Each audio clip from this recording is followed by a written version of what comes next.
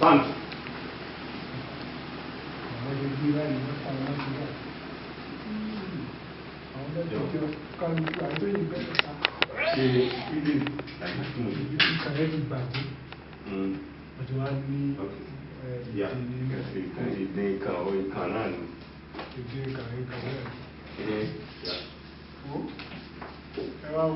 Let's go.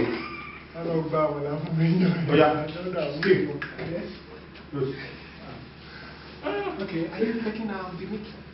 What are we doing? We are shooting Ìdílé Aláyọ̀ film. Okay. Short. We are shooting video. Share the script. Rolling.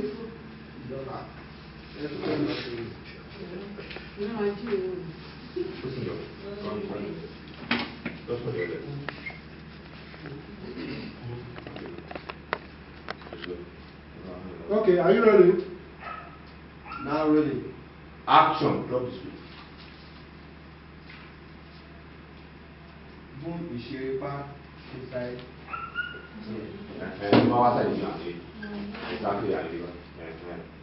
All right. Let's go. Action. Ọ̀gá, bí èlò lẹ wá lè gbà? Tí bá tiẹ̀ rí bíi 30,000 naira, mo fi dá lórí pé màá dáwọ́ yẹn padà ṣoṣù. Èlé tó bá yẹn ọ̀gá. This audio is too far.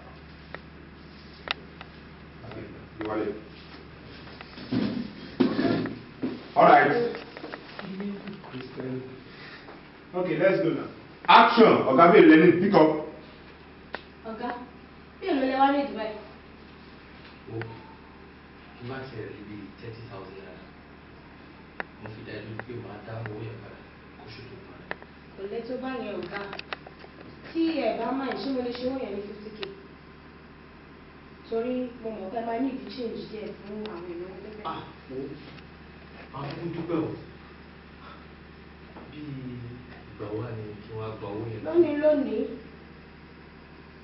Ọjọ́ mi ò ní ọwọ́ báyìí, ṣùgbọ́n tí ẹ bá máa ìdẹ́nu wà gbà ní ilé mi. Ìyá kò mélòó. Ọ̀gá bí 8:30.